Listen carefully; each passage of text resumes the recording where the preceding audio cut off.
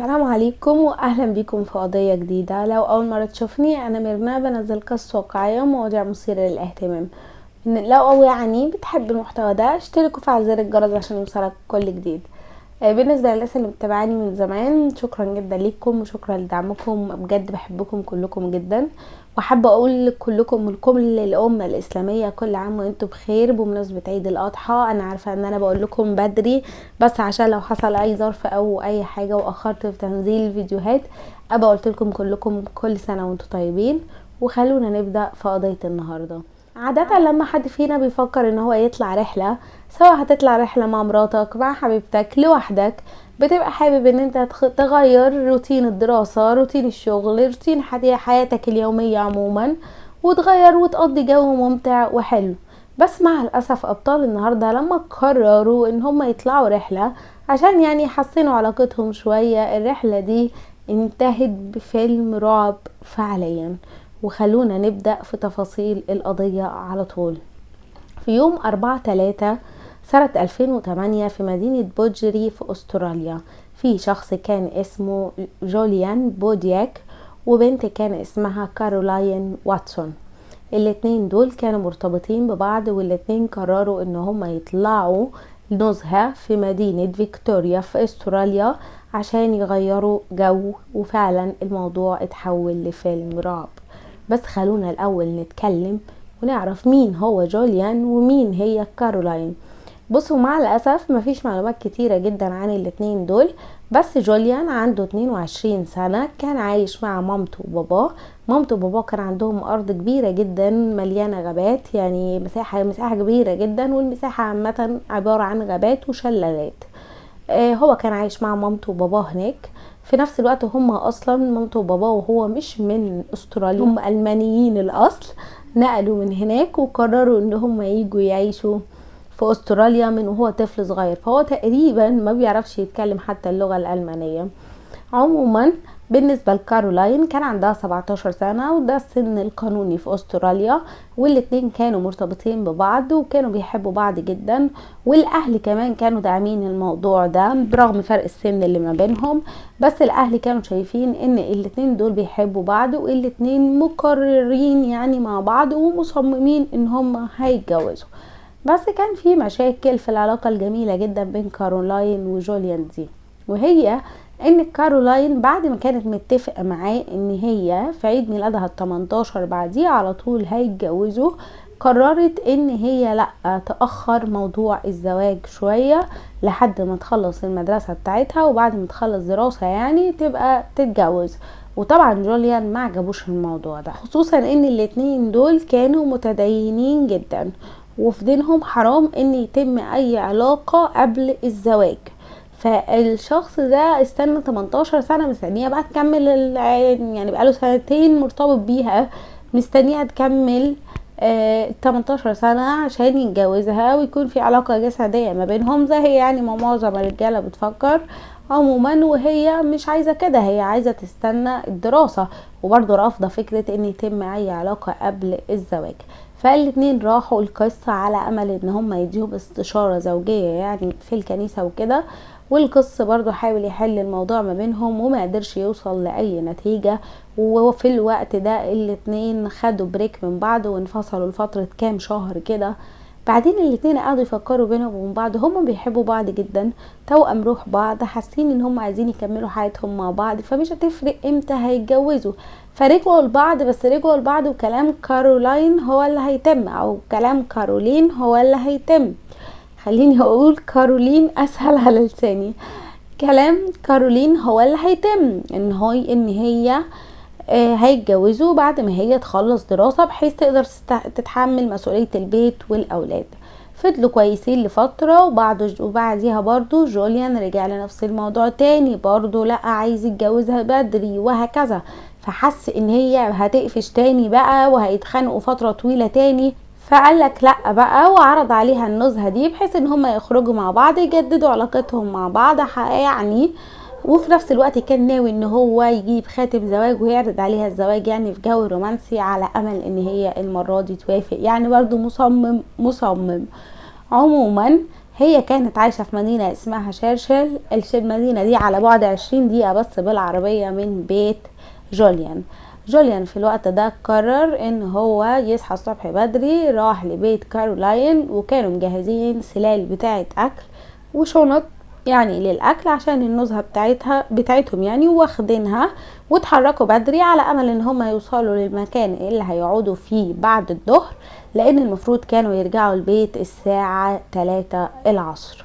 في الوقت ده خدها واتحركوا، ولما اتحركوا بعد ما مشوا شوية جوليان شاف حيوان ميت على الارض. فجوليان هنا قرر ان هو ينزل يشوف الحيوان الميت ده. هو كان مشي مسافة بالعربية فاضطر عشان ينزل يشوفه لازم هيرجع ويفضل يمشي فترة تاني عشان يرجع لمكانه. فطبعا هنا كارولاين ما حسيتش بأي حاجة غريبة، لان تقريبا دي من عادته يعني، الله اعلم هو بيدفنهم او بيبعدهم عن الطريق او ايا كان، بس كارولاين متعودة ان هو بيعمل الحركة دي. فنزل، ولما اخر هو اولا وهو هناك حس ان في حد خبطه بحاجة تقيلة جدا على دماغه افقدته الوعي. طبعا كارولاين قاعدة في العربية مستنياه مش عارفة ايه اللي بيحصل خالص، فكل حست ان هو اخر فقاعدة تقول استناه يمكن زمانه خلاص جاي، بدل ما انزل يعني في الجو ده، ولا اروح اشوفه. ولسه بتفكر بينها وبين نفسها انها تنزل تشوفه، شافت في مراية العربية شخص لابس اسود في اسود، من كله اسود في اسود، يا دوبك بس فتحتين بس لعينيه بيشوف منهم. فهنا طبعا هي اترعبت على طول، لسه جايه تقفل العربيه ما لحقتش تقفلها، الشخص ده فتح الباب بتاع الراكب وخدها على طول وقعها على الارض، وعلى طول ضربها وربطها، وبعد كده اخدها فتح شنطه العربيه وحطها فيها. وبعديها هي طبعا في شنطه العربيه سمعت صوت العربيه بعد فتره بتتحرك، وسمعت ان هم ساقوا تقريبا حوالي 4 ساعات. في ال4 ساعات دول كارولاين كانت مرعوبة جدا جوه الصندوق، كانت مرعوبة بطريقة غير طبيعية، عمالة تدعي، كل اللي بتفكر فيه ان الشخص ده هياخدها هيعتدي عليها، وبعد ما يعتدي عليها هيقتلها. فقعدت تصلي وتدعي ربنا انه يسامحها على اي حاجة وحشة عملتها في حياتها، وهكذا لحد ما الشخص ده هي حست ان العربية وقفت. الشخص ده بعد كده فتح شنطة العربية، وطبعا هو كان مغمي عينيها بشريط لاصق برضو، واخدها ورماها على الارض. لما رماها على الارض جاب سكينة وقطع كل ملابسها فبقت بدون ملابس تماما. الشخص ده في نفس الوقت هي سمعته بيحفر حاجة، وهنا على طول شكت ان الشخص ده كان بيحفر قبرها، وكانت متأكدة ان هي خلاص هتموت. الشخص ده بعد فترة، بعد ما حفر لفترة طويلة، خدها ورماها في الحفرة. بعد ما رماها في الحفرة فضلت تدعي بصوت عالي جدا، تدعي بصوت عالي وتصلي بصوت عالي، لدرجة ان بعدها بفترة سمعت صوت الراجل ده خطواته بتمشي بعيد لحد ما صوته اتقطع تماما. فهي قالت ايه ده، الحمد لله ربنا استجاب لدعواتي، يمكن هرب، يمكن حاجة خوفته، يمكن مثلا لما شافني بترجى وبدعي كده ربنا اتكسف ومشي. بس برضو كانت خايفة ان هي تنازي على جوليان او تعمل اي خطوة، لان الراجل ده ممكن يكون بيشتغلها او يكون قاعد قريب جدا وبيتفرج عليها. وهي لسه بتقرر هل تنازي على جوليان يمكن يسمعها ولا هل تفضل ساكتة. سمعت جوليان عمال ينادي عليها ويقول كارولاين انت فين كارولاين، وهنا على طول اطمنت وارتاحت وراحت رد عليه، ومن صوتها عرف مكانها وقدر يوصل للمكان اللي كانت فيه كارولاين. خرجها من الحفرة وفك الحبال اللي كانت عليها، قال لها ان هو صحي لقى نفسه برضو هدومه كلها متقطعة وبرضو بدون ملابس ومربوط في جذع شجرة، وان فكر ان الراجل ده هيعمل فيه حاجة مش كويسة وبعد كده هيقتله.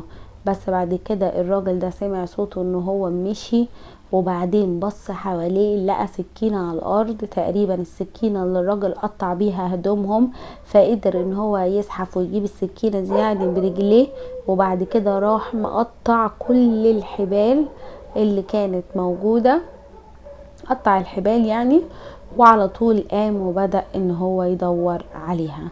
الاتنين هنا حاولوا يهربوا بالمكان بسرعة، فضلوا يجروا هما الاتنين في عز الليل، وخدوا بالكم دي منطقة غابات، المنطقة دي كانت حر جدا جدا فوق ما تتخيلوا. الصبح الشمس فعلا ممكن تحرقك، وبالليل درجة الحرارة ارقام كبيرة تحت الصفر، يعني دول ممكن يموتوا في اي لحظة من البرد بالليل او من شدة الحرارة الصبح.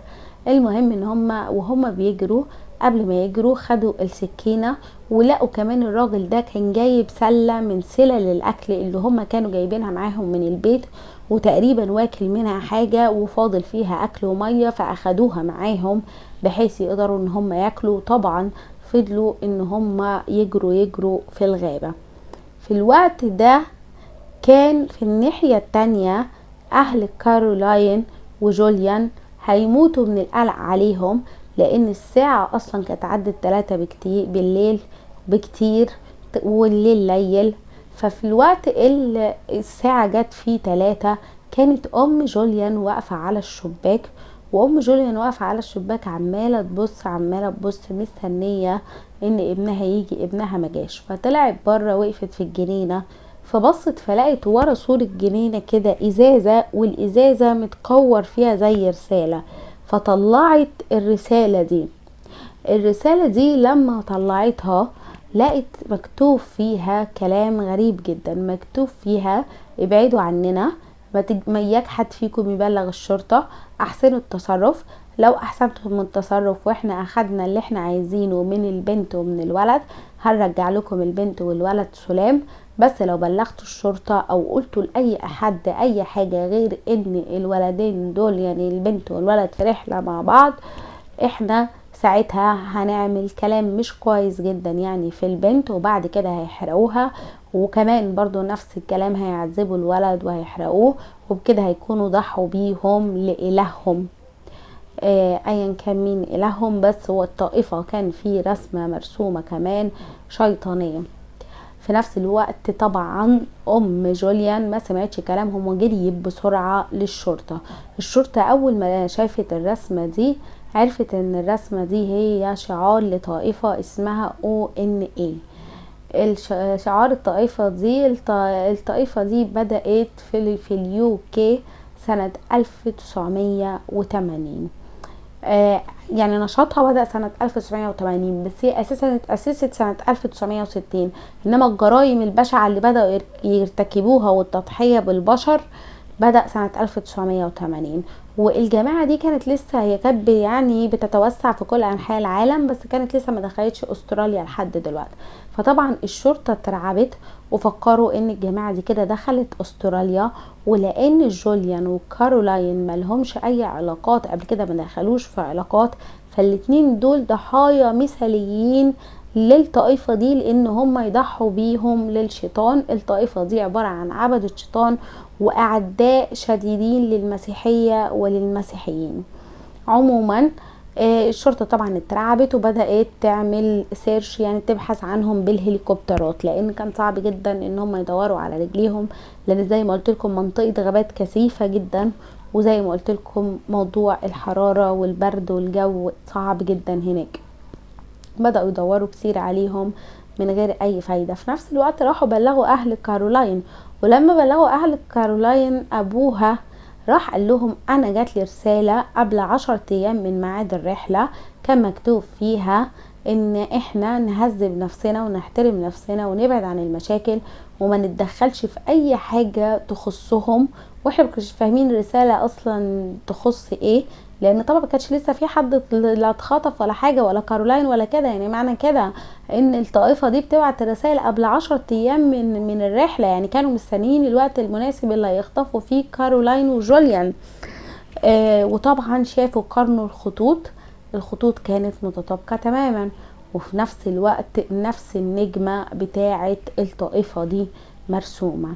فهنا على طول الشرطة اخدت الحاجات دي وراحت للقس اللي في الكنيسة وورهم له. القس اللي في الكنيسة قال انا شايف ان دي حاجة ملهاش علاقة بالطائفة ولا حاجة، دول ممكن يكون هما الاتنين هربوا مع بعض عشان هما الاتنين بيحبوا بعض وعايزين يتجوزوا. الشرطة طبعا ما اقتنعتش بكلامه، لان من كلام الاهل ما كانوش معترضين ابدا على جوازهم، وهم فعلا كانوا هيتجوزوا ليه يهربوا. بس الشرطة برضو فكرت ان هي تفكر في الموضوع ده كاحتمالية، ففكروا راحوا شافوا يعني الحسابات البنكية بتاعة جوليان وبتاعة كارولاين، ولقوا ان هم محدش لمسهم تماما. كمان اتأكدوا من الاهل اذا كان في اي حاجة مفقودات غالية او حاجة ناقصة من البيت او كده، يعني لبسهم حاجتهم ما كانش في اي حاجة غير الاكل اللي اخدوه معاهم. في نفس الوقت رجعوا تاني للبنوك وراجعوا حسابات جوليان وكارولاين قبل اسابيع، يمكن هم بقالهم اسابيع بيخططوا، ولقوا برضو ان مفيش اي حاجة غريبة. وهنا فكرة هروب الاتنين دي اتشالت تماما. والايام بدأت تعدي والشرطة بدأت تحس ان هم دلوقتي خلاص مش هيلاقوا جوليان وكارولاين على قيد الحياة، دلوقتي احنا بندور على جثث الاتنين. حتى كمان الاهل حسوا ان هما مش هيقدروا يشوفوا اطفالهم تاني، حتى لو شافوهم مش هيشوفوهم على قيد الحياة. عدى 7 ايام والشرطة اتفاجئت بمكالمة من مزارع. المزارع ده شاف كارولاين وجوليان خارجين من منطقة الغابات ناحية منتزه اسمه اول باين ناشونال بارك.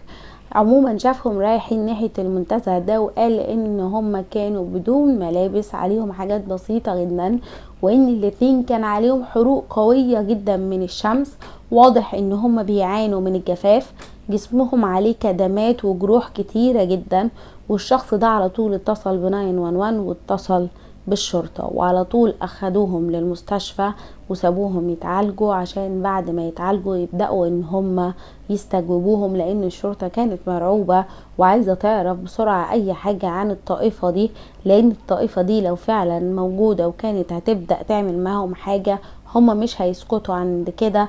الطائفة دي بتهدد الامن العام كله عموما، فكانوا عايزين يعرفوا بأي طريقة. استنوهم لما تعالجوا شوية وبدأوا باستجوابهم.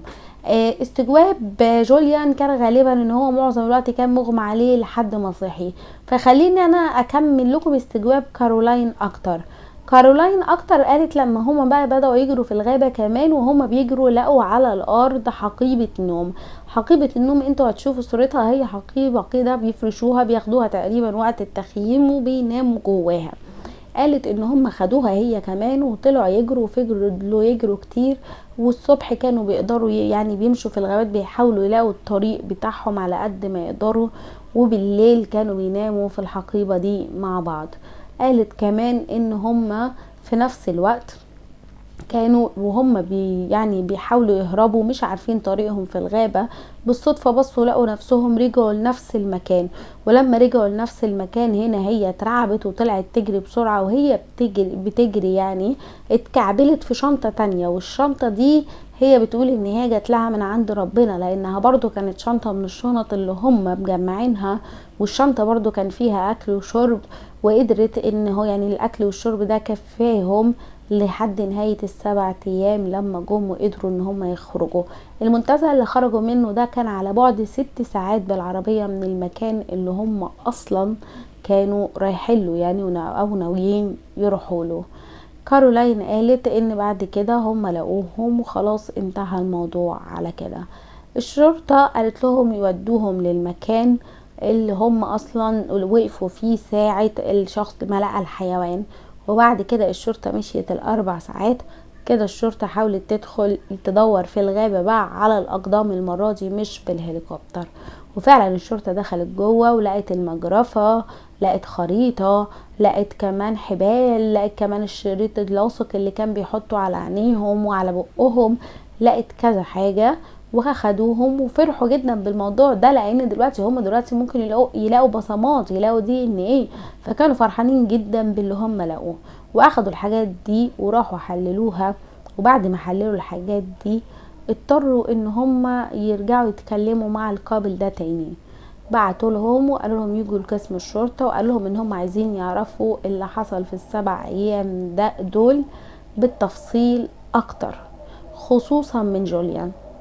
لان جوليان يا جماعة اتضح ان كل الادوات دي معلهاش ولا بصمة غير بصمة جوليان، DNA جوليان. فالشرطة هنا بدأت تشك ان هو متورط في الجريمة. اولا جوليان قال لهم حاجة غريبة جدا، قال لهم ان هو فضل فاقد الوعي حوالي 6 ساعات، يعني من ساعة ما اتضرب والراجل ساق بيهم 4 ساعات، وبعد كده نزلوا جره في الغابة، دخلوا ربطوا في الشجرة، كل ده هو مغمى عليه. وعشان يغمى عليه الوقت ده كله لازم تكون ضربة قوية جدا، والضربة دي عادة بتحتاج ان هي يتعمل لها خياطة، ممكن تعمل كسر في الجمجمة اللي تخليك تفقد وعيك الوقت ده كله. انما جوليان كان عنده خدش بسيط جدا خلف راسه، وده ممكن يكون عادي جدا جاي من فروع الاشجار وهم ماشيين في الغابة. فدي حاجة الشرطة في الوقت ده ما كانتش عايزة تحسسه خالص ان هم عارفين ان هو بيكذب. تاني حاجة، ما كانش فيه غير عربية واحدة، يعني هو الراجل ده كان جاي ناوي ان هو يخطفهم، مش جايب عربية، مفيش غير عربية واحدة بس اللي موجودة. معنى كده ان الشخص ده اكيد متفق مع جوليان، لان الشخص ده هيهرب ازاي من غير عربية؟ والشخص ده وصل للمكان اللي استناهم فيه ازاي من غير عربية؟ مفيش واحد بيخطط لجريمة خطف مش جايب عربيته معاه وعلى امل بقى الخاطف اهو هركب عربية الخاطف. مش دي المشكلة، اتأكدوا كمان ان كل الادوات وكل الحاجات اللي تم استعمالها دي جوليان كان شاريها قبل اسابيع من الجريمة. يعني جوليان كان مخطط لعملية الخطف دي قبل اسابيع، واضح جدا ان هو كان بيخطط مع حد وان الحد ده ساعده في اللي عمله ده كله. وهنا ما كانوش عارفين اصلا حتى جوليان ليه يعمل كده. وهنا الشخص الوحيد اللي كان ممكن يساعدهم جوليان، لان برضو بالنسبة لهم الادوات دي مفيش واحد هيقف في الطريق كده هاي انا هخطفكم بس استنوا ما اتاكد ان معاكم كل الادوات اللي هحتاجها في الخطف. طبعا حاجة غير طبيعية. هنا بقى واجهوه بكل الكلام ده. وجوليان هنا يا جماعة على طول، يعني اول ما قالوا له ان افضل حل ليك ان انت تعترف، اعترف بكل حاجة. يعني بص جاب كل اللي عنده.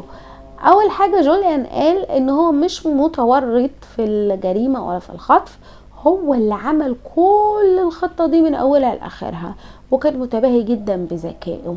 قال ان كارولاين رفضت موضوع الزواج، ورفضت موضوع يعني ان يكون في علاقة بينهم وما بين بعض قبل الزواج. فالحل الوحيد اللي كان قدام الاستاذ دلوقتي ان هو خطط الخطة دي عشان يخطفها، وان هو كان دافن الهدوم جنب جذع الشجرة اللي عنده الحيوان الميت، وان هو نزل وغير هدومه ولبس الهدوم دي وهو اللي خطفها. ولما كان بيحفر الاول حفر طلع المعدات اللي هو دفنها في المكان اللي خدها ليه بقاله فترة، وبعد كده طلع المجرفة والحاجات اللي معاه دي وبقية الحاجات يعني، وبدأ يحفر. كمان كان عارف طريقه طول الوقت وكان بيتوهها ويخليها تلف في دواير عشان يقعد بيها اطول وقت ممكن في الغابة عشان يقدر ينفذ الخطة بتاعته. ايه بقى الخطة بتاعته؟